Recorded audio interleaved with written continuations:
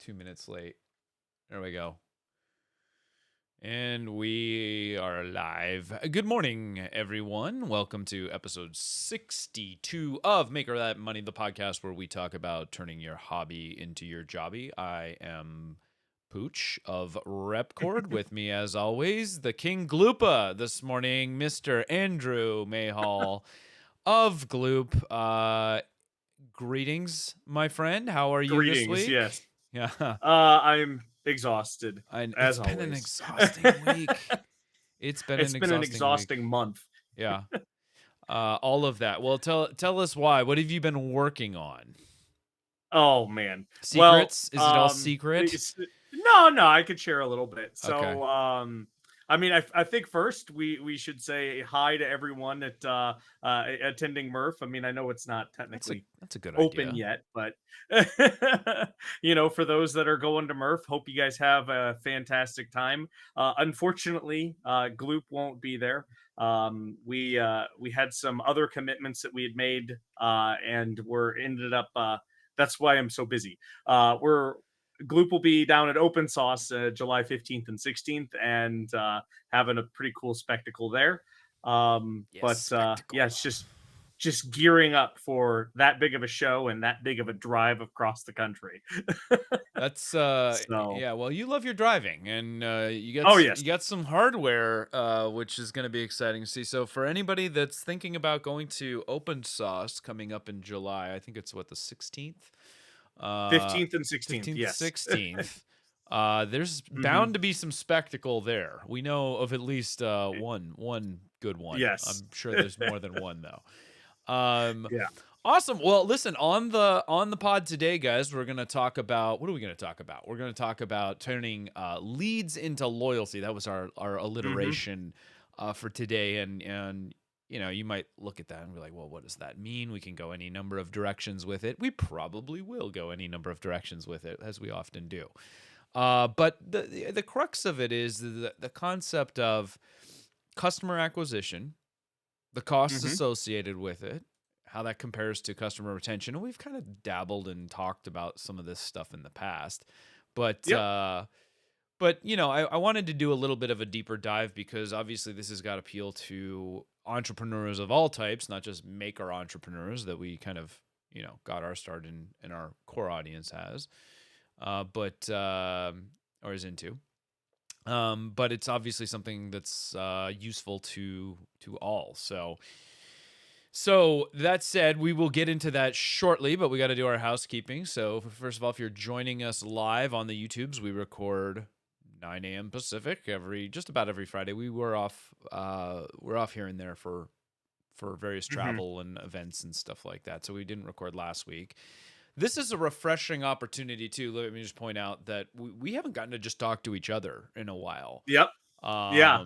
So I'm actually excited to have, just some good conversation and get back to our roots, where we just kind of had that catharsis phone call every week where we would Hmm. kind of check in with each other. And so there's a little bit, maybe a little bit of a different vibe going That's great. on. Yeah. No, I love For it. anybody listening in today, we don't have multiple voices that are necessarily bouncing over the top. It's just going to be the sultry, smooth tones of Mr. Andrew Mayhall and myself. Major Gamer Geek, greetings, and 3D Musketeers, good to see you guys in the chat. If you want to join us in a future episode and interact with us, ask us questions, join the conversation, the chat is a great way to do that in YouTube. We also have the Maker That Money hotline for anybody that's brave enough to call in on our little call-in show Hmm. here. So those are ways to interact with us. As always, please help us like, subscribe, tweet at us, all that stuff. I realized I didn't even tweet out that we're going live. Oh So no. we're just like not doing our housekeeping the way we want to. But anyway, Yes. please, we love hearing from you guys, and feed us your commentary and your questions because we like this to be a conversation, right, Andrew? Hmm. Absolutely. Good talk. Um, Mihao, welcome, my friend. Happy Friday to you as well. Good to have you here. Customer acquisition. Before we get into that, we got to do our wins for the week. Okay. I know, like you said, it's been a long week. There's been struggles. I want you to Mm-hmm. pocket that. I want you to put it aside, tuck it away. Mm-hmm. Not to worry about it for the moment, Andrew. And I want you to pick something good that happened to you. It can be just even a tiny little personal good thing, something that made you Well, feel I good. What do mean, you got? okay, so I know you hate when I bring up the retail packaging, He's but bringing up the it's retail it's here. packaging again. It's It's it's here. it's It's arrived. here. It's real, guys. It's here. It's real. It's It's real. yes. Open source. Everyone's gonna see it. We got the UPC codes, everything. It's all together, and Do you I have am one in front of you? so Can we see excited. it? Can we see it? I'd Nah, have to leave my it's desk. not within arm's reach. It's beautiful, Yeah, guys. I've seen it. It's amazing. It looks legit. It's like one 2 years of work. one of those things, though. I mean, first of all, congrats, like on actually landing that thing, because I know how much of a challenge it was, Hmm. and for something as seemingly innocent as just Uh some huh. basic packaging. I think when you're like us, makers and stuff, there's a Yeah. specific way that we want things. We don't have just Hmm. endless money to throw at the problem. And so the beauty of seeing it come to fruition is just so amplified by the fact that you were able to do it on your terms, and we trade Hmm. time, unfortunately, for Yes. that in money. And Hmm. so I know it's been Well, delay and after I mean, delay and all that stuff, and it still costs money also, too. oh yes, lots of money, and just dealing with our product. It's a regulated product, so dealing with all of those requirements and regulations and what have you. It was not the most enjoyable time, but I am so glad it is here. It is done, and um later, here's the other win. Later in this year, we have a date. I cannot share the date yet, but it's going to be on retail shelves. It is going to Retail be, shelves yes. inside of Kmart. No, we don't know. Yeah, We don't know. Kmart. Yeah. Yes. Are Kmart's still around? Is that still? Yeah, they are. They do I still think there exist, right? are. Yeah. Okay. All Yeah. right. Well, you can Yeah. work on getting a No, we're Kmart. going for big lots. Big lots. Yeah. Grocery outlet on the discount shelf. Yes. No, that's phenomenal, man. That's next level, right? And I mean that Yes. is the whole point of the retail packaging, because you guys are regulated, because Hmm. there are very specific restrictions. It's not like you could just get a nice box and do a cutout Yep. and stuff the way that a lot of people can. There's a lot of criteria that you guys have to follow, and so that's Yep. huge, huge, huge. Yep. And then later this year, Amazon. We'll be on Amazon. What? Wait, Yeah. you know what? We're gonna have to dedicate an episode to the Yep. trials and tribulations of doing business on Amazon, because I have many Hmm. feels. I have Yes. experience. I have Well, firsthand you have experience. experience. I've Uh, never done it yet, so it's and gonna be new. everyone's experience is different. I actually had a call earlier in the week with an old dear friend of mine, uh, who has this really cool business in doing water reclamation systems. Mm, So repurposing those 55-gallon like food drums and turn them into like nice. rain catchment systems, where there's just like these little gutter pieces, and it's a modular. So I Sure. love it because it's modular and stuff. Really cool project. They're called Blue Barrel. Maybe I'll have her on at some point. That might be a fun little That'd be thing. awesome. It's not directly, maker centric, but it's a great little business. And Mhm. anyway, she was calling to pick my brain about my experiences with Amazon, because she's pulling the trigger, or was this close to doing so. So I Mhm. think that that's a good idea. Producer, take a note so we don't forget this, because we always do.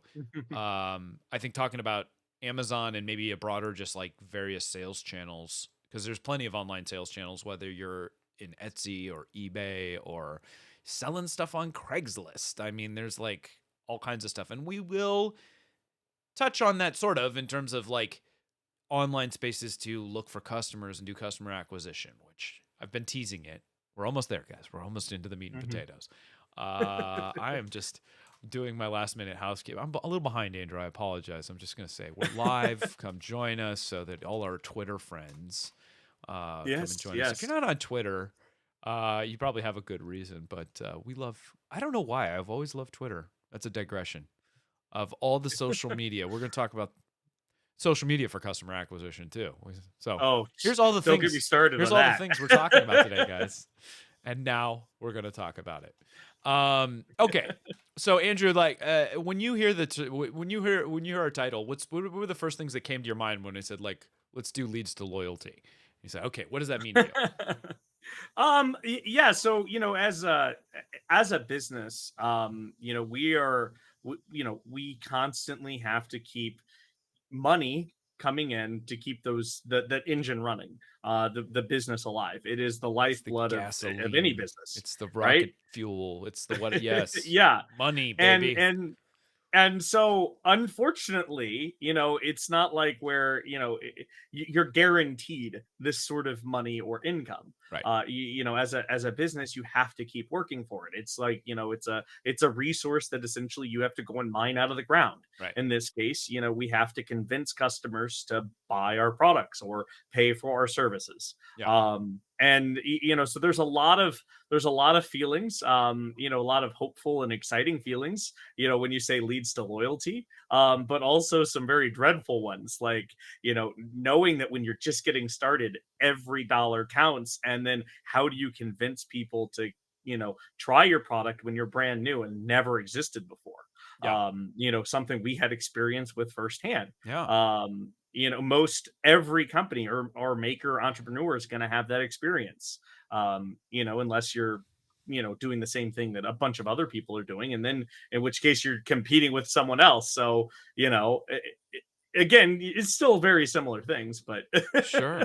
Well, and not all leads obviously lead to Mhm. loyalty as well. But when I laid that out, that was very purposeful in my mind because I feel like customer acquisition should be a two-phase process, right? It's like, okay, Sure.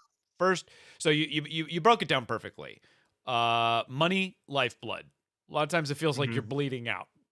Good Mhm. analogy just goes out all the time. You gotta love the Yep. taste of your own blood. All these little metaphors and analogies we drop out there. But who has the money? The customers have the money. You need to get the money Mhm. from the customers, right? Okay, so your choices then are get more customers, get customers to Mhm. pay more for your products, Mhm. or get repeat business from existing customers. Mhm. We've mentioned before the cost of customer acquisition, and this is debatable based on where what industry you're in and stuff, but I would say it is Sure. generally a good rule of thumb that the cost of customer acquisition when you factor all the things into it is Mhm. almost always higher than the cost of retention and repeat Yep. business. Mhm. Depending on what your product or service is, that's there's going to be some variation in there. Ideally, Mhm. you for example, Gloop, you have a consumable product. So Yep. anybody that you capture, as long as you're keeping them happy, showing them value, showing that your solution is better than alternatives, Mhm. you've got the advantage of I have this person, they're mine to lose. Point. Right. Yeah, Right. they're gonna run out of gloop, and At they're gonna some point, probably want they're more. gonna run out of Mhm. the Gloop. And Mhm. so having a consumable product is great. I have Mhm. I don't what would you call it, an evergreen? What's the opposite where it's like rep boxes? Like Mhm. yes, people can buy more if they want to store more filament, Mhm. but Yes. it is not a consumable in the same way. And so it's like I have to Mhm. find new people to sell to. And thankfully, we're in a growth industry, and there's new people joining the space, and there's new technologies enabling new use Yep. cases for our product and stuff like that. So it's not like my fear of saturating the market Mhm. is I think a lot of people have that fear with a product based thing. Like at some Oh. point I'm going to saturate the market. Yes, that is Mhm. possible, Mhm. but there are other ways, and that's why we do revisions. That's why we do upgrades. That's why we do, because Yep. Apple's not worried about saturating the market with iPhones. They know they're going to have another one in a year that everybody's going to want again, Exactly. right? Mhm. So then Yep. your focus needs to become revisions and expansion and getting new features in there Mhm. and all that stuff too. So it's a different style thing. The investment in R&D. you or a Coca-Cola or a company that has a consumable might be Hmm. lucky enough to have a formulation that holds up for decades on end, Sure. where maybe Hmm. there's a huge upfront cost associated with that, but at some point, Hmm. hopefully, you're just kind of growing and growing and growing. And I think I don't want to speak for you, but you're starting to Hmm. see that tip now, right? Where it's Yep, like we've put a lot of that's work exactly in, right. and Hmm. now it's grow time. You know, Hmm. Yeah. Yeah, and I mean, to kind of add to that, as the exciting pieces of that leads to loyalty is when you have eventually convinced a customer to buy and try your product, and try my there's product. that positive, there's that positive interaction, or it meets the customer's need. Hmm. It's with a consumable, right? We kind of build our business model to count on at least some of those customers coming back, Right. so that we can actually plan. Because being a bootstrap company, which we both are, but in two very different industries. Yeah. Well, we're in the same industry, but two different segments, if you will. Sure. We have to plan for what the next month looks like for Gloop for production, what it looks like for in terms of purchasing our materials, Right. everything else, because every single bottle that we sell has to pay for the bottle that we just sold, the next bottle, and some portion of the following bottle, and all of the overhead to make those basically three bottles of product. That's right. And that's where, when it comes into like some of the planning aspects, it gets really kind of exciting, but also daunting, because it's like, how do you plan for that growth? How do you plan, like, when does a customer come back? How long does it take them to come back and order? Right.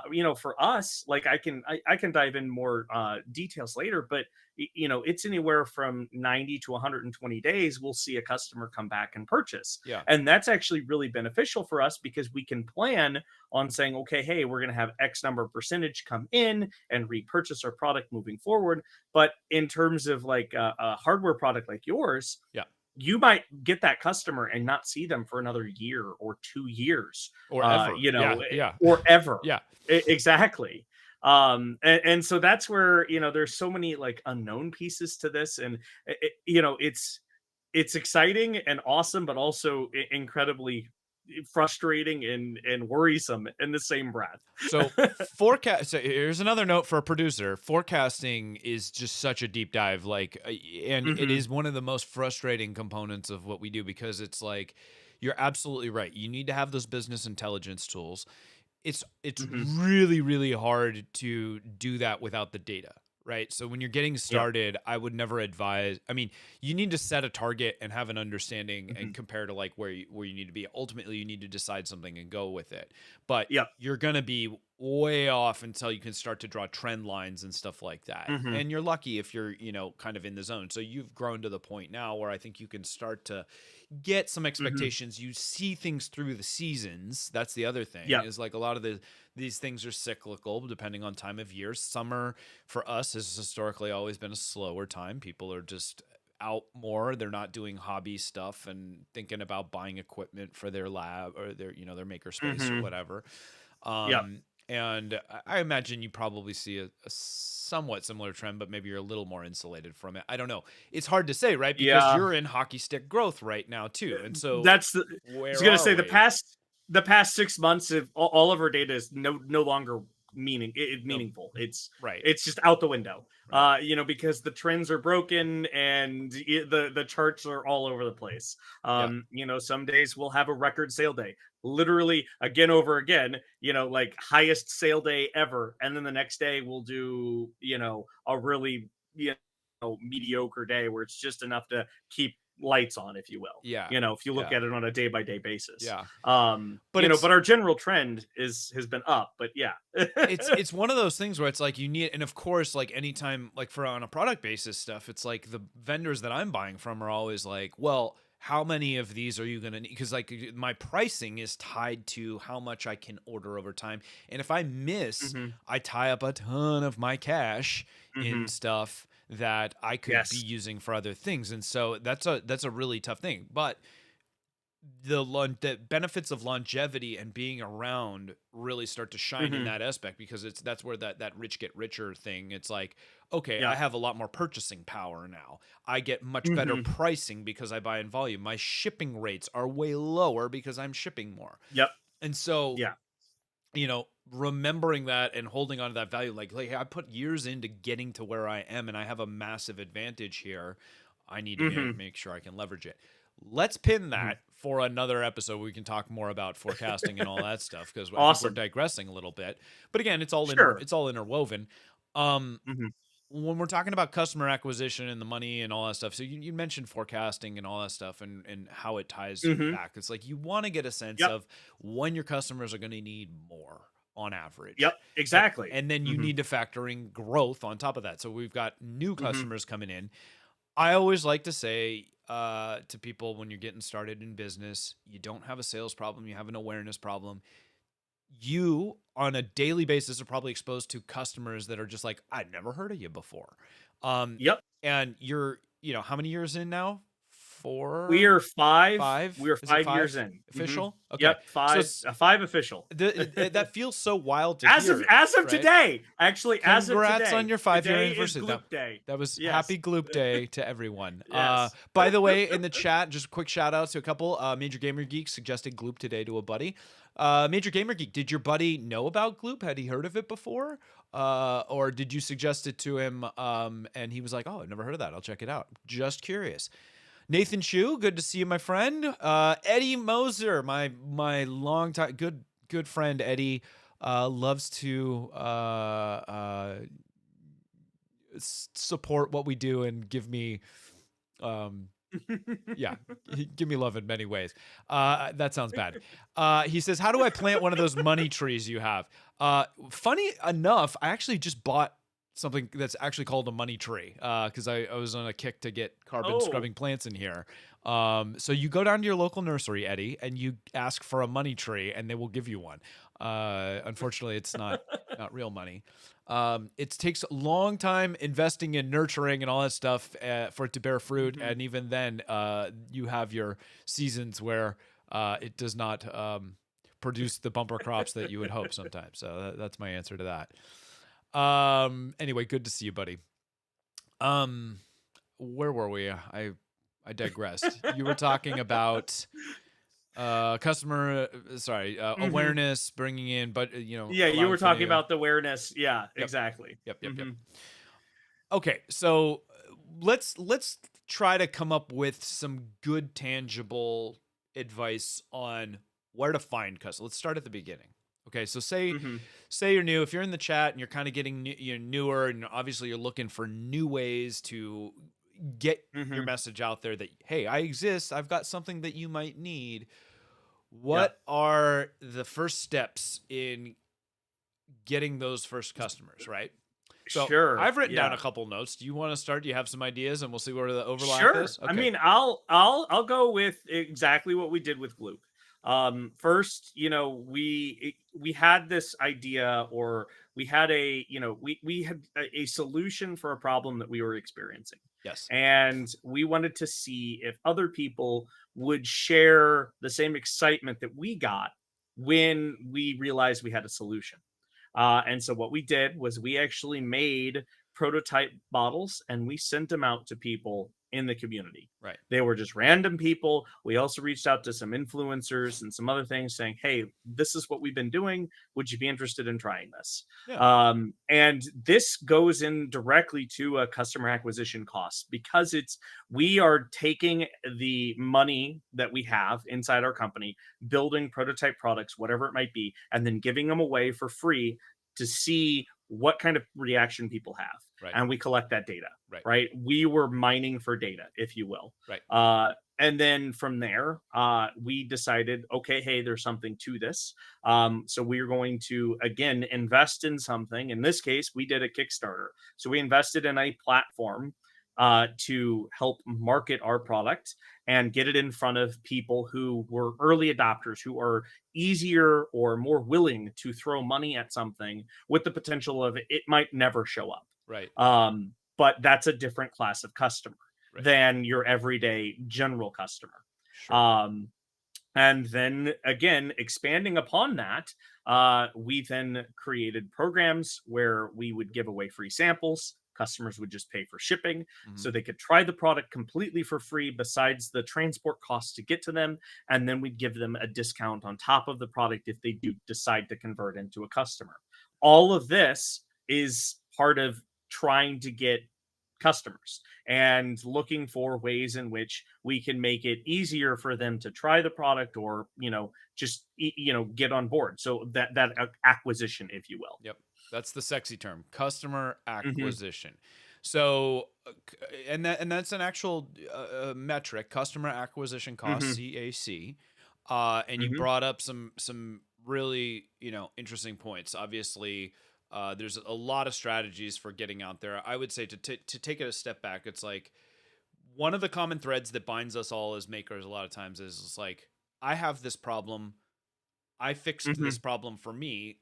This probably has value for other people out there. That's exactly how we Yep. got started. I did not create the rep box with my buddy Travis originally with the thought that I was going to sell it. It was not, I Hmm. mean, not immediately at least. It was just like, Yeah. we got a ton of filament. I'm tired of it like laying on the floor, desks, drawers, wherever. I just want to make a nice Hmm. little display case and I can hang it on the wall. And we did that, and other people were like, that's cool. I want that. That's great. And so it's like we we took it to a trade show.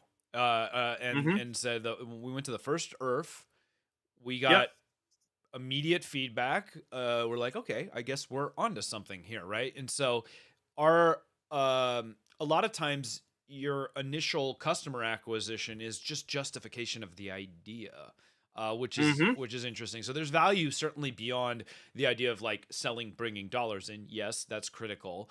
Like you said, you're data mining, and this is a really, Yep. really common model. The main challenge with all of these things is you have to have runway to do that. Because it's Yep. very rare. I'm not saying it's not possible, but it's pretty rare that you can just hit the ground running with no resources Hmm. whatsoever, just start selling and organically grow, right? Yep. I it's Exactly. it's possible, but my God, would that be? I mean, Sure. we're already living close enough to the wire as it is, and I've I was gonna say yes. It's sometimes it gets really hairy.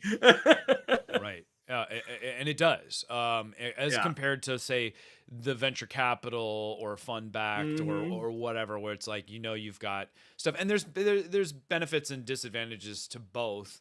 We're both bootstrap. We're both fans of that because I think it makes you accountable in a way that you just don't get with venture Hmm. backed stuff, where people just don't have the same skin in the game. It's easier for you to like coast and not have to like really do the work. Um, Yep. and I know people are going to take umbrage to that. No, no, no, no. I'm Hmm. I'm a CEO and we're venture backed and I'm here, 120 hours a week and blah blah blah blah. Yes, fine. But generally speaking, when Hmm. it's your funds, your finances on the line and stuff like that, you are motivated like Hmm. none other. Because you have to be. Absolutely. You're operating, without a safety net in a lot of Hmm. regards. It's not like, well, if this thing folds, I'm gonna anyway, Hmm. digress. Yep. So we do customer acquisition a lot of times to just get the value of establishing legitimacy, establishing is Hmm. there a market, doing research. Sometimes it doesn't come to, sometimes you're investing that and realizing, hey, maybe this isn't what I thought, and there's value in that too. Sometimes coming to the Hmm. to know is actually more beneficial, Hmm. right? Because I think there's a lot of people that go blindly in with the if I Hmm. build it, they will come mentality, Yep. which is a Hmm. terrible Well, business fallacy. yes, and It's that not a actually business. brings up a Yeah. sorry to cut you off. That No, no, no. actually Go ahead. brings up a really interesting point. Is so there was a point in time where I did some consulting for a company that built really expensive electrical equipment, and I was in their kind of their new budding consumer division, and doing some new product development research. And one of those things that we did was we actually bought a space in a mall so that we could actually talk to people that were walking by, and then we'd give them a $5 or $10 Starbucks gift cards, just mining data. Mhm. What we were doing is asking them questions about what they liked for their thermostats, what they didn't like with their thermostats, all of this data on how they used their thermostat, how they interacted with it, silly little things, but we would give them gift cards for Starbucks or for whatever place. And it was, again, just trying to see, is there a market for something that you are trying to go and pursue. Yep. At this point, nothing actually happened. Like, there was no thermostat, there was nothing in development. It was just an idea. Right. And it was, could we get data and could we actually derive something to build a business out of? In many cases, that is the best way to go about building a business. Don't do the build it, they will come, because you're going to spend tons of money. And this particular organization was a multi-billion-dollar organization. Sure, they could have thrown money at it, but they don't want to do Yep. that. And we've talked about, this is a book drop for anybody that likes to read and all that stuff, but we've talked about Tim Ferriss's 4-Hour Work Week before too. But the basis of a lot of what he talks about too is exactly what you're talking about. Like, get the idea out there and get the response and the feedback out as quickly as possible to just even see if you've got something. And he comes across as a real dick in a lot of it, because it's just like he's just brutally aggressive about that, and then a lot of times nothing comes to fruition. So a lot of people dismiss him as blowhard and in a lot of regards and stuff like that. But there is merit to the notion that it's like, you gotta find ways to test the water. Money always talks to people, right? So if you're offering a gift card and stuff, we're hammered. Think about your inbox, the phone calls that you're getting, all that stuff of, like, hey, buy my product, do this, I try this for us, all that, and everybody's just, you got noise coming at you left and right. And so you need a way to engage a customer in a meaningful way to, first of all, just get their attention, right? And not get thrown in the bin with every other sales pitch and market. Like, that is the internet, unfortunately. Social media, you can draw this back to all kinds of things. It's almost like we're just like wandering through this town square where everybody's just selling something, and 99% of it you don't want or need, right? And it's so hard for that one thing that maybe you do where you're like, you didn't know you needed it, you can't find the guy. It doesn't feel like a very efficient means. And so what I'm getting at is, when you're doing your customer acquisition, instead of going broad to like the town square model, try to find the quiet rooms where these groups of people that share those. And so it's the community piece. So that's why a lot of us are here. We're in a maker community. A lot of us are in 3D printing communities. There's niches amongst niches amongst niches. Niches get pitches. That's my like that. I just came up with that. I love it. I love it. Niches get pitches.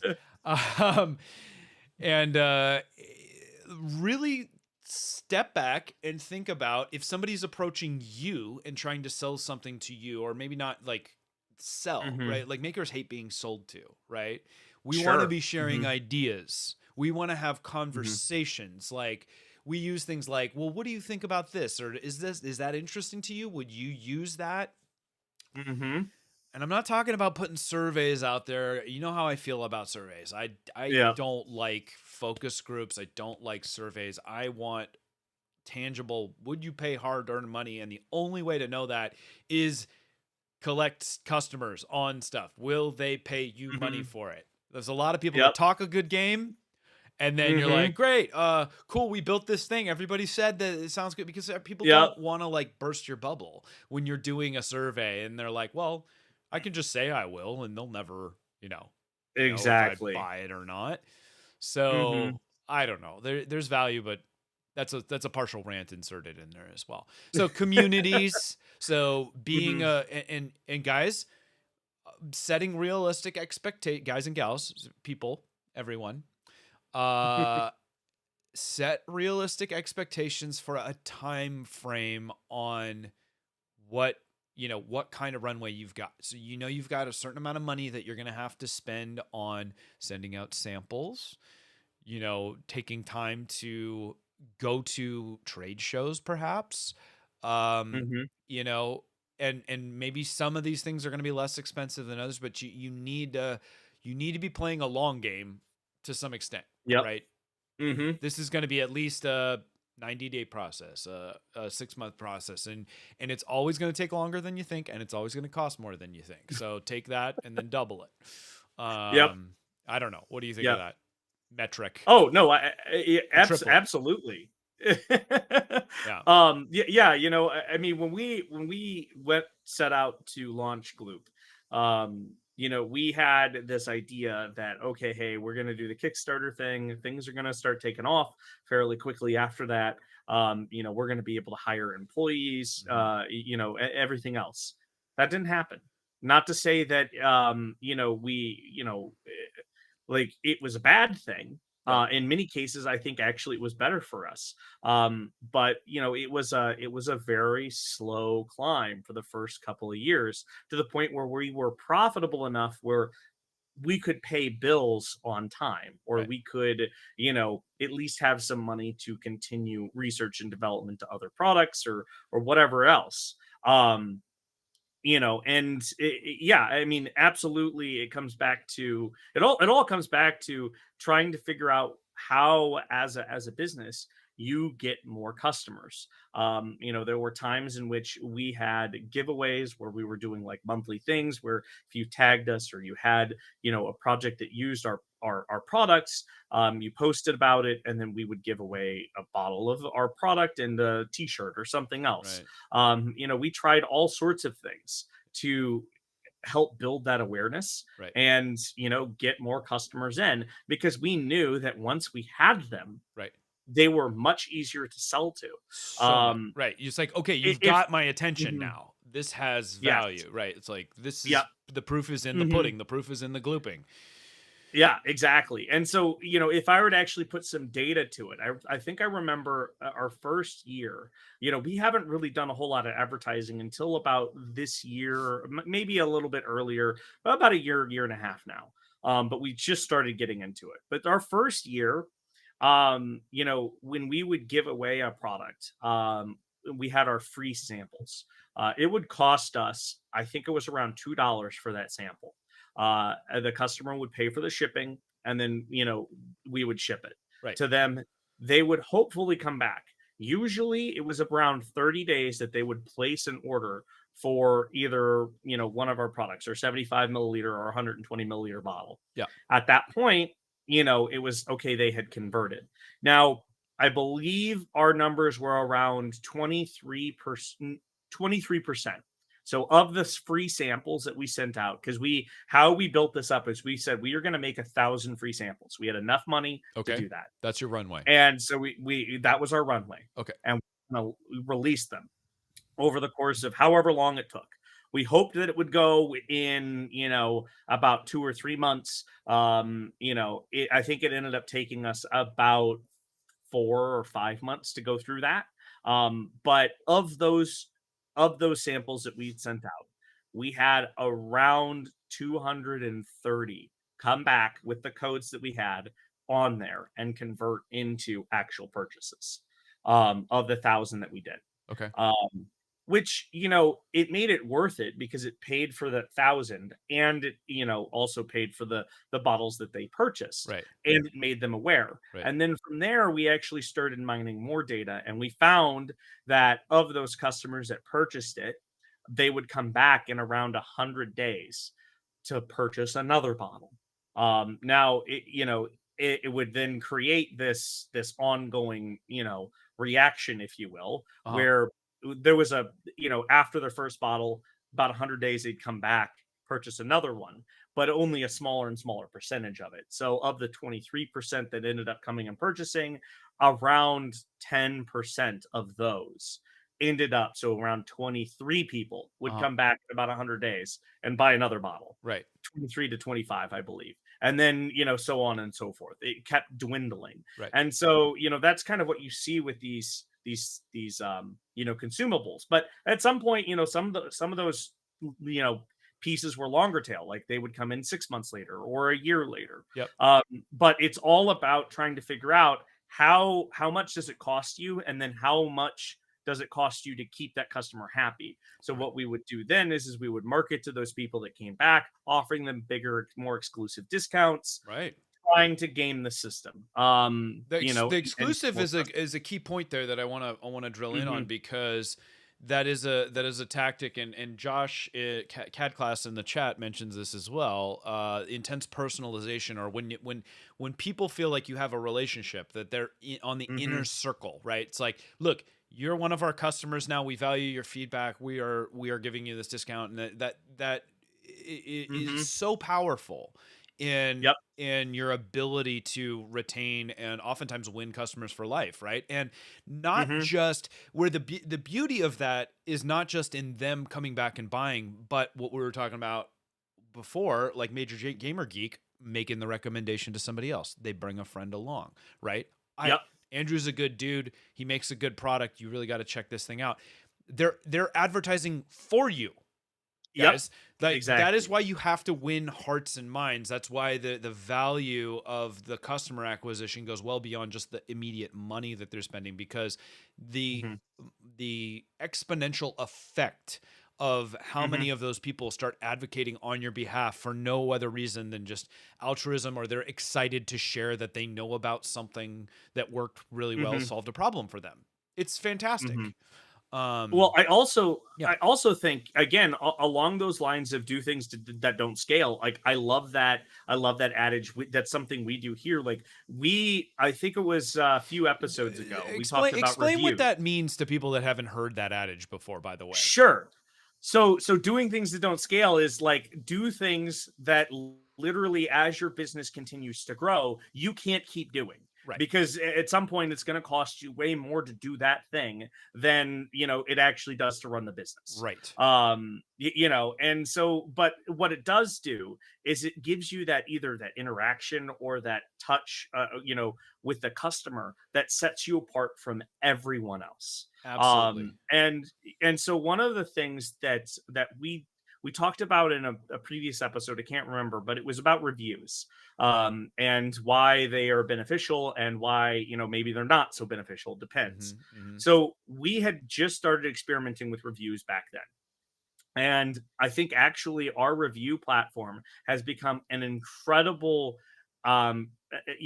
asset to us, in that we can have interactions with our customers. So Yep. customers are very quick to judge a product sometimes, and they will leave a nasty review. Oh yeah, for But what sure. it does is allows us to actually reach out to that customer directly, whereas they wouldn't have actually emailed us about the product, which Right. is weird. They Right. just want to leave a review at 1 star and then, complain, but not actually email us about their issue. Yeah. So what we were doing is we would actually reach out to them, and we would talk with them. And then the moment that we did do this, they completely turned around. They're like, "Oh, wait, I didn't realize this." And like, we started having conversation with them. We either refund them or give them a discount or help them. Again, doing this thing that doesn't really scale. It's like, okay, well, why are you reaching out to a 1 star review? It doesn't matter. But what it would do No, is it it actually does. converted them. Yeah. It does matter. Yeah. It converted them into someone like, hey, these guys are awesome. And it also helps, like, people know, like, okay, I'm part of the founding team of Gloop, and when they see my name in the email, they're like, "Oh, you're Andrew. You're the guy who run." It's like, Yeah. yeah, I'm reaching out. Yeah. This is something that people aren't really accustomed to in many cases. Yeah, absolutely. Um, you know, Well, and so we need to revisit reviews, because that, again, there's just so much in there, but like, reviews are about power, guys. Like, a lot of times mhm. people are I'm not going to say always, but I would say generally my perception a lot of times, it's like, how can I am upset. It goes one of two ways. You don't see a lot of middle of the Mhm. road reviews, right? I'm upset. Yeah. How can I unleash my Yes. rage, in Yep. a meaningful way? Yeah. And a lot of times it's misguided rage, right? And so Yeah. if there's one thing you learn over and over as a small business and doing business online, it's you have to have a thick skin. You have to Mhm. understand that people, a lot of times there's like this, well, who hurt you, dude? Like, because there's something greater beyond the Yep. the review that's Yeah. contributing to that. But if you can get past that, and if you can Mhm. really figure out what's going on, okay, like, I get it. Yeah. You can win them back over for life. In fact, a lot of times Hmm. those bad interactions end up becoming a much more loyal, and they'll Hmm. advocate for you, and they'll do like so much more when they just feel like, oh my gosh, I was in pain and I shouted and I never expected to hear anything, and then they were there and they addressed it Hmm. and they made it right, even Yep. if they didn't have to, because I didn't use it right, because I Yes. didn't read the directions and all that Yep. stuff. um that that's again, there's so much to talk about in that mechanism of reviews and stuff like that, and yes, Hmm. sometimes there's value and not, but to back to your point about things that don't scale, Hmm. as you grow as a business, you as the founder and the owner, like, don't have the time Hmm. to be on there, and you shouldn't be. It is almost Yes, irresponsible of you to it be is. spending your time Hmm. that way. Not always. I think Hmm. it's always good to have a finger on the pulse, and if you want to go in and, Yep. check it out every once in a while, I think there's value in that. But um Hmm. excellent point. I want to go back to something Eddie had brought up earlier. I want to talk about advertising. Specifically, he Okay. mentions push advertising. So I don't know if you saw his comment. He had a good question. He says, "Is push advertising viable for startups at the cost of creating accurate targets for the push to, or I think he's trying to say, or is the push too financially taxing on resources?" Are you Hmm. Do you see the comment, and are Yeah. you getting the gist of it? I mean, advertising is one of those things where I've never, and I've never really done a whole or had a whole lot of experience with it. And it's one of those things where we are just starting to dip our toes into it right now. We started paying for, Google AdWords and, some Facebook ads, trying to get kind of the word out. Yes, What I can say is that what I've learned is if you set it up correctly and you know what you're doing, it could be incredibly powerful. absolutely. Um, but I think it really comes down to the type of product you have and the type of customer that you're going after.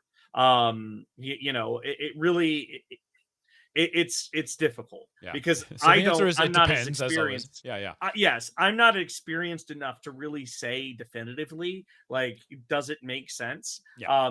But if you're experienced in it, I think it probably would make sense. Like, for instance, just to share some real world numbers with you Do it. for something that we've been doing for about a year. We started playing with Google Ads about a year and a half ago, and we actually upped it recently about 3 or 4 months ago. It was a very low budget just to have something there. We were advertising for best glue for PLA. To give you an idea, we were spending we're spending now like $16 a day on this to basically come up. Okay. We have a conversion ratio of around 25% of That's that. So that means that's really good for a conversion rate, really guys, on good, an ad buy. really good. And we have a cost for conversion at 45 cents. So what that means is when the customer comes in, right, we spend 45 cents to actually convert that customer into a customer. And we were spending $16 a day. So I mean, you can kind of, if you really want to, you could kind of work back some math on the number of sales that we were getting just from this advertising I mean, alone. that's Um, nothing. I mean, and yeah. you can factor in some additional Hmm. admin time and all that stuff. This is directed Hmm. Yeah. metrics based on what's provided just from the ad Yeah. analytics. Yeah. Yeah, and so again, I think it really does make a lot of sense for push advertising and really just getting that word out. But it really comes down to how well do you do it. And I could say, like, I was just throwing things at the wall here. Yeah. This is just could we actually make something work? Yeah. And it started showing off. So maybe it's a thing where you try it out, you dip your toes into it, and then if you start seeing it take off, maybe use some of the funds that are coming in to get someone involved who actually knows what they're doing. And I got to echo you, and I got to tell you, my answer to your question, Eddie, is you're going to get out of it, like most things, what you put into it. And so Hmm. again, if you're not setting some degree of expectation for how long you need to try it out and what you're doing and the amount of effort that you're going to think. So let's Hmm. break this down a second. So my approach to doing targeted advertising, and I Hmm. honestly have not been doing this as of lately the way that Andrew has, and I Hmm. probably should revisit it because Hmm. it's all about opportunity cost when we're dealing with stuff, when our time and our energy and what we can put stuff to. But when it's putting time and energy toward things that are converting to customer acquisition and sales, Hmm. those are things that you need to keep doing. It's not, these are not the sexy things that we as makers want to be doing, and we want to make cool shit. Hmm. I get that. But like we've said multiple times, and it has been said in the chat, just because you build it doesn't mean they're going to show up, and you have to sell, and you have to continue to sell, and you have to continue to sell. So the keeping that flywheel turning and those mechanics are so important. I feel like we are in a spot now where I have let that go for too long, and we are paying a price for it now, and so we're trying Hmm. to recorrect it, or correct, right the ship, however you want to say it. Yeah. Yeah, it's funny, I feel hypocritical in a lot of this, where it's like I have experience and I've done a ton of this in the past, and yet so much of this advice that I would say that works, I am not even implementing myself because I'm frankly Yeah. overwhelmed with all the things. Yep. So the focus, like I know one of the biggest challenges to my personality and knowing myself, and I'm still working on life hacking through this, is that like you, I want to do a lot of these different things. I want to be involved in these projects. I want to travel to these shows. I want to do all of this stuff, and I've got so many like half finished things that I have not really, Hmm. that focus, these things that are drawing your attention away. I Yeah. fundamentally know I need to be dialing that in and focusing on the key things that are moving the needle the most. Sales is always one of those things. Mhm. Sales and marketing, advertising, all of that falls under the same umbrella. I'm wildly Hmm. gesticulating and whacking my mic here. But this is, it cannot be overstated, the importance Hmm. of that effort and continue to do that. And I would say that I was probably a bit backwards because I am the only one in my company that sells. Um, Hmm. and I suspect the same for you. I don't know if other Andrew does Yes. any commitment to that as well, right? Um, Hmm. that may be backwards, like strategically, because like the first thing as you start to grow is like, well, I need more help with production, which is Yeah. true. Hmm. Um, but at some point, this is one of those things that may or may not scale. It makes the Yeah. most sense as the founder to be the one to sell because you are the cheerleader, you are the one that is most invested in this. Um, Hmm.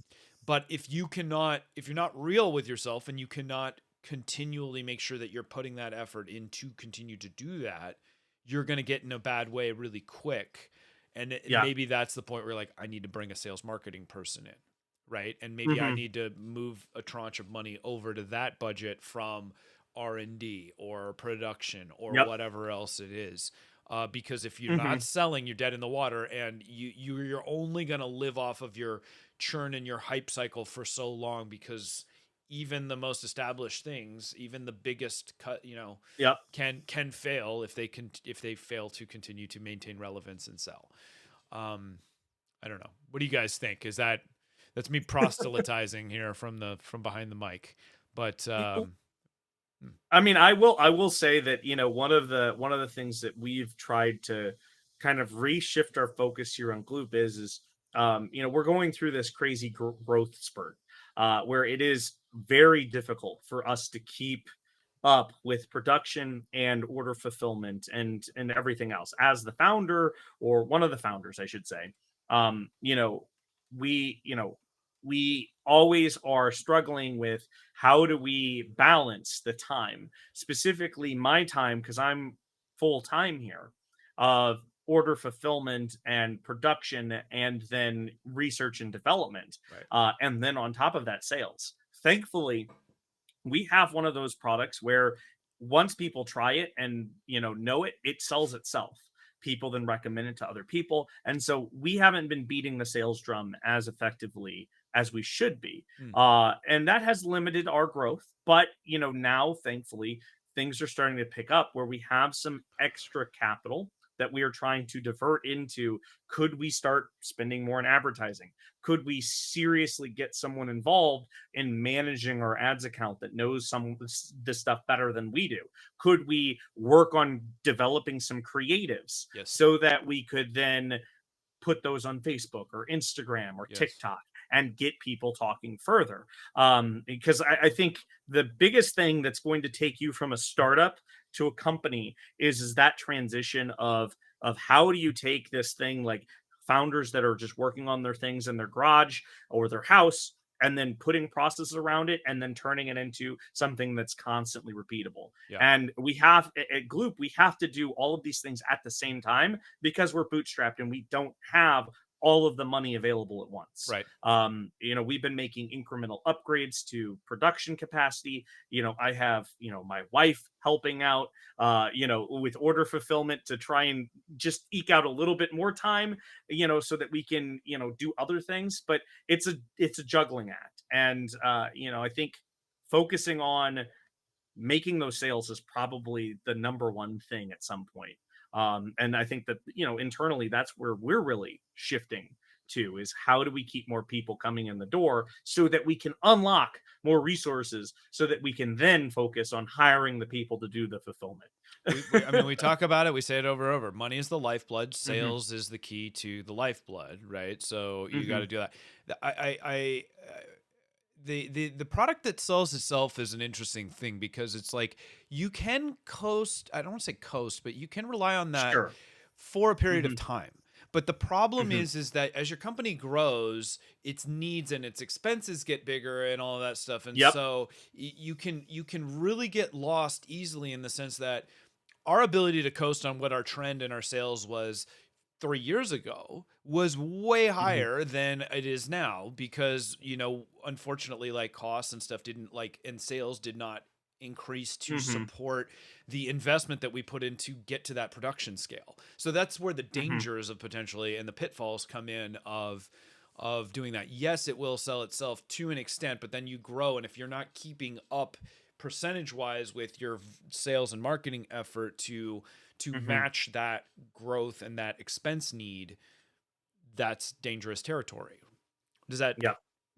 make sense? Hmm. So Eddie Yeah. goes on to let's try to put a bow around this Yeah. advertising thing for a second. He goes, would having an advertising agency focused on making that be viable or valuable? Maybe. I think it's if you're looking at where to invest money and whether or not it's the age old question: do we do it ourselves or do we pay somebody else to do it because we want to trade that money for the time, as long as it's freeing me up to do something more valuable? So my Yep. answer to that would be, if you feel that your time could be spent truly doing something that's going to move the needle more significantly, then yes, pay the advertising agency. Or if you feel that somebody else can produce it cheaper or maybe on par your product, and they can do that, and then you can use that time to invest more in R&D, then, and that's going to grow the business better, then do that. Hmm. Um, Yep. it's all about the opportunity cost. Like, look at Hmm. that. And that's a hard thing to really fully concept because you have to theorize around, okay, I think my time would be better suited to do this. And it may well be over the course of 6 or 8 or 10 or a year, months, months or a year. Hmm. But it may not be, right. Yep. You kind of have to take a stab at it, and sometimes we dip in. I've run into this repeatedly with bookkeeping, where it's like, Hmm. I don't think my time is worth, like, the insanity that it creates when I'm, like, getting into the books.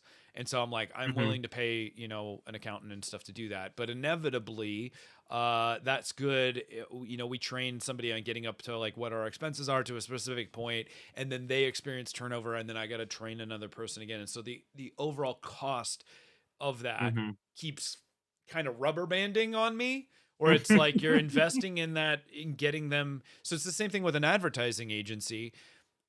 For them to be effective, they have to understand the keyword. Like, they're Yep. not going to immediately be able to come out of the gate and identify the keywords that you did earlier for your piece, where you said Hmm. best glue for PLA or whatever it was. Hmm. Like, Yep. if they're good, maybe they can come up with some of that, but they're going to need guidance.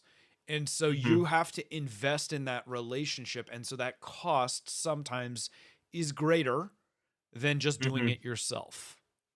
Yep. Is that a Yep. good answer? I don't know. Yeah.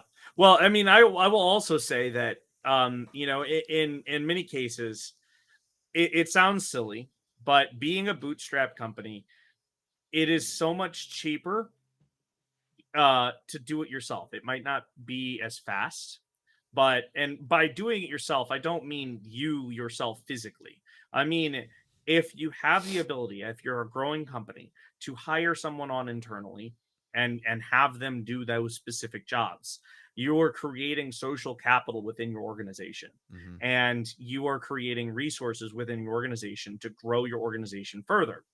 Hiring out to an ad agency or you know, marketing agency, you know, they are a business. They need to make money. They Right. have an overhead and they also have a profit margin. You're instantly taking a 30, 40, 50% cut on every dollar you give them because you're padding their wallets essentially, because you're trading for their service. You have to pay And that premium for sure.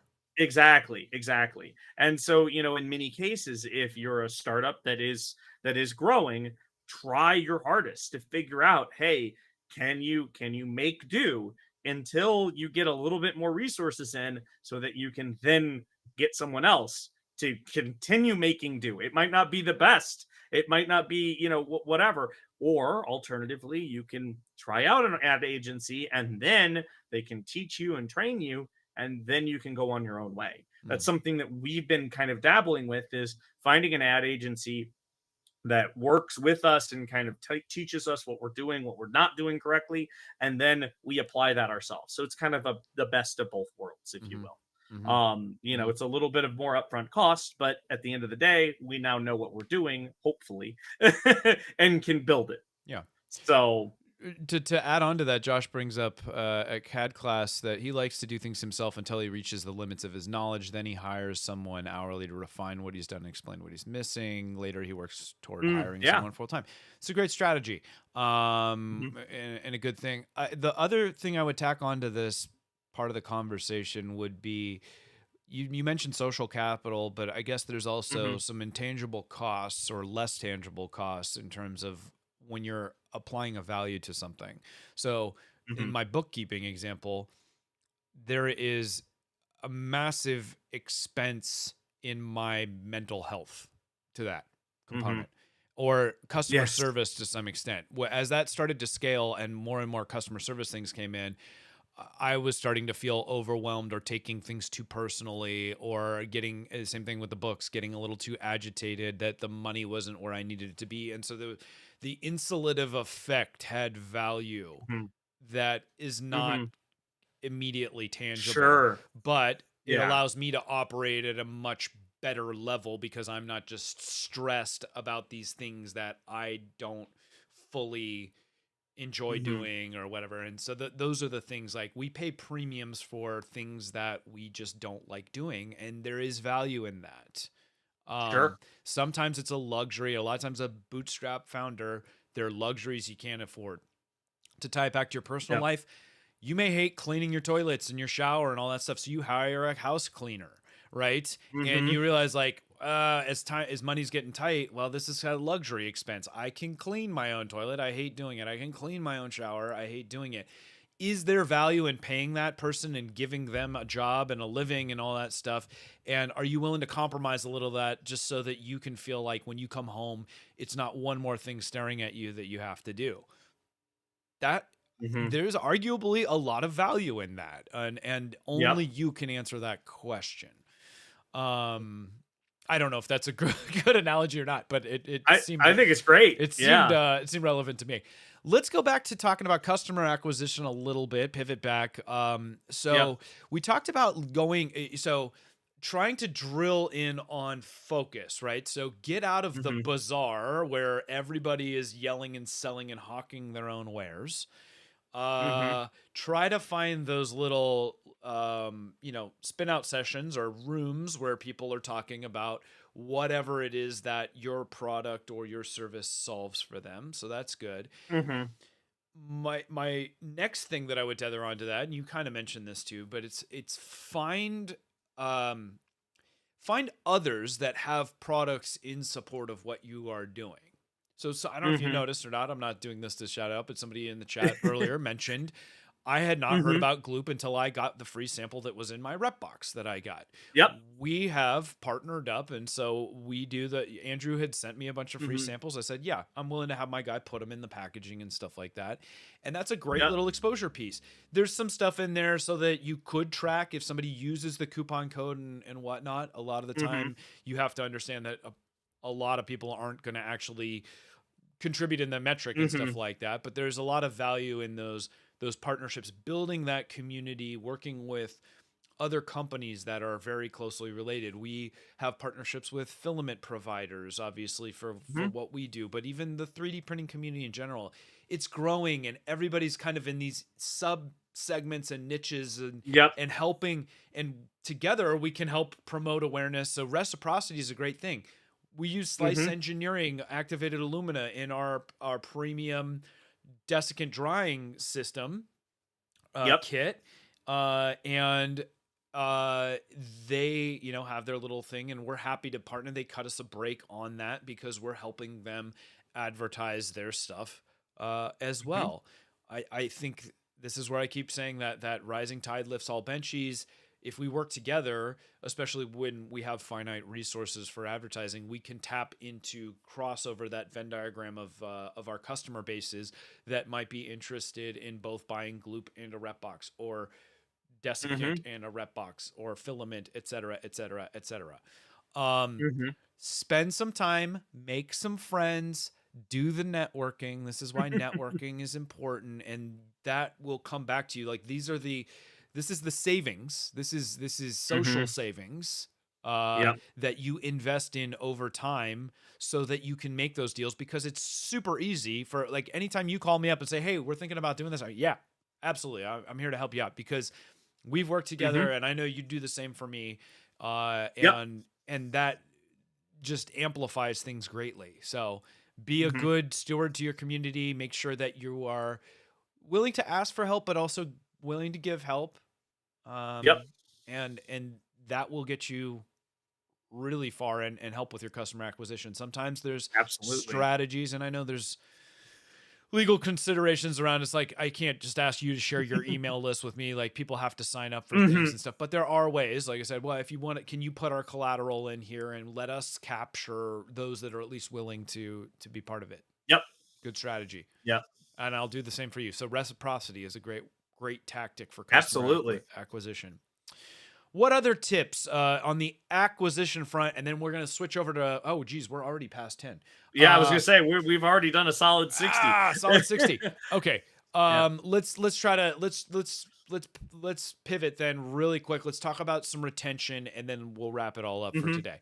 Yeah. Um okay. So we've talked about metrics, we've talked about tracking and all of that stuff. So now you've got your customers, you brought them in, you're looking at the data, Mm-hmm. you're mining the data, you're analyzing all this stuff.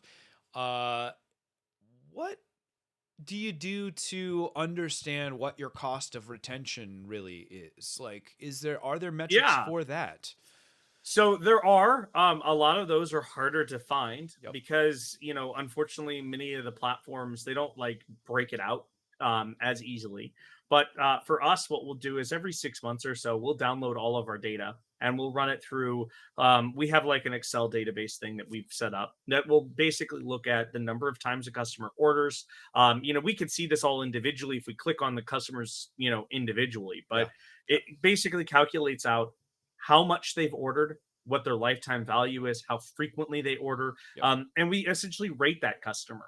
And it basically allows us to figure out how do we either tailor to that customer to keep them happy and keep coming back, or how do we get more customers like them?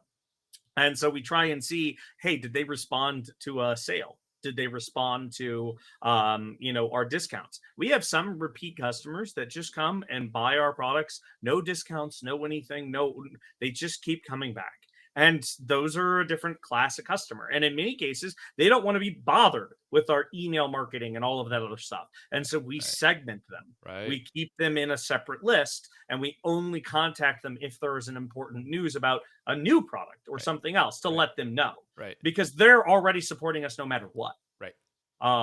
And you You know, don't, yeah, and you don't want to work against yourself where it's like if you just have an yeah, understanding of like, oh my god, I hate getting emails. Like there are people you will hmm, lose customers from yes, over reaching out in the wrong way.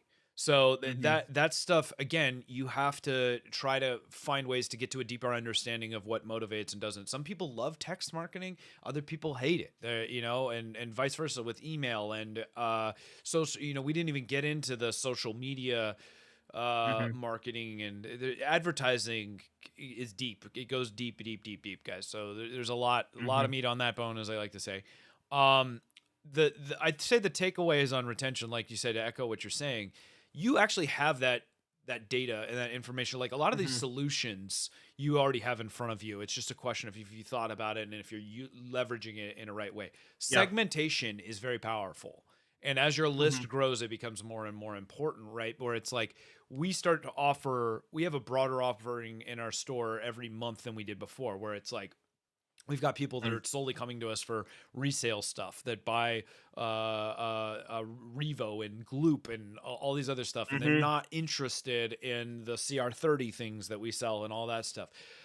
The people that are doing belt printing and stuff are very interested in the latest, you know, upgrades that we've shown and all, you know, done all this stuff. And like, we've got a great segmentation of people that have bought just those things. And we can hmm, make our list so that when we're sending our message to them, it is only stuff that's relevant to them. There's power in that. yeah, And when you establish that trust with them and show them that you're only providing information that they want, that amplifies their desire to be a consistent customer for you, right? Because they feel heard, they feel seen, all that good stuff.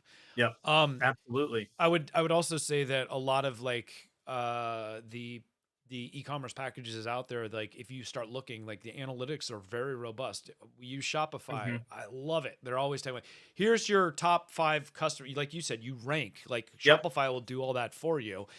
This hmm, person historically makes this many purchases or whatever, they haven't bought, you might want to reach out. Or here's your B2B crowd, you know, hmm, they've spent $20,000 with you over the course of the last year.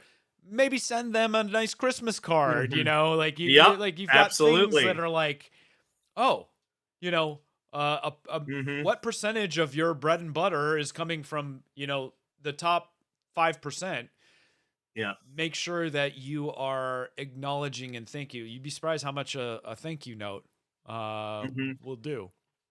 Yep. And then I would say, lastly, one of the things we've been experimenting with is some sort of gamify of reward systems. I think Prusa does this really well with their Prusa printables, meters. where you can Yeah. get Prusa meters and they gamified it. Prusa is a much bigger company, and it's not a unique idea, but it's like, we were working on them similar things, with Gloop and Yeah, things loyalty like that. programs. Sure. Loyalty, exactly. And so the more people use our products, or whatever, we wanted to figure out ways in which we could reward them. The more times that they purchase, every dollar that they spend, they earn points towards a new bottle or whatever it was. And so we started experimenting and playing in with that, and that's where exclusive, again, segmentation of your lists come out, and you can then offer exclusive discounts to these customers, or Right. exclusive things to these people that are constantly supporting you Yeah. you know Yeah. And that's so actually got a doubly powerful component of the sense where it's like if you create a loyalty program and you're able to almost create your own currency, you know, mhm, in a way yep, that now you've got them and you've got something that they can only spend in your store. And if you can get enough mhm, demand for that, think about how much money is probably tied up in Starbucks mhm, you know, stars and that yeah, loyalty program. I think we talked about this before, but it's like massive companies start to realize that there is a whole financial services component of income. mhm, yep, You know, I keep money on my Starbucks stars, you know, or account, or what do they call it, the gold thing. yeah, And mhm, they're just think about the billions of dollars they're just raking in interest from that. I mean, I know Prusa meters mhm, isn't, you know, there yet, but you yeah, can see the vision of what they're building with that retention yep, and loyalty program. And it's like you're grown to the entity. I mean, that's how you know you've made it, right? Where it's like you have your own currency. That's Yep. pretty incredible. Mhm. All right. Solid 76-29 today, my friend. We got to get back to spectacle creation and all the other things that we need to Yes. do in our business. You guys need to go back to making your monies as well. I want to thank everybody that's been in the chat, feeding us awesome questions, comments. I'm sorry if we didn't get to all of it. We did see it. Practical Printing, Chris, I didn't even get to say hi, but thank you for your comments, and I love, keep them coming. And Josh and our regulars, Creatrix Spirit, good to see you guys. Come join us again next week. I will tease the guest right now. We will have a guest again next week. Retro Maker. Many of you guys, he's up and coming. I got to meet him in person at Rocky Mountain Rep Rap Festival. Top tier designer. I want to say he was like an architect by trade, but he's got massive design chops, releasing a ton of really great designs. You can follow him on Twitter, check him out on Twitter, check him out on Printables, all that stuff. I think he's on all the major creating platforms, but I'm really excited to be talking to him next week. So we'll have him on, and we're gonna talk about where he is and where he wants to be with his business, because he's making a go of it. He's selling some of his designs. I think he's printing some of his stuff and selling them in his Etsy store. We're gonna get into that. So join us next week for that, 9 a.m. Pacific. And we will catch you then. Until then, everybody have a fantastic weekend. Thank you for joining, and continue making that money. Bye-bye now.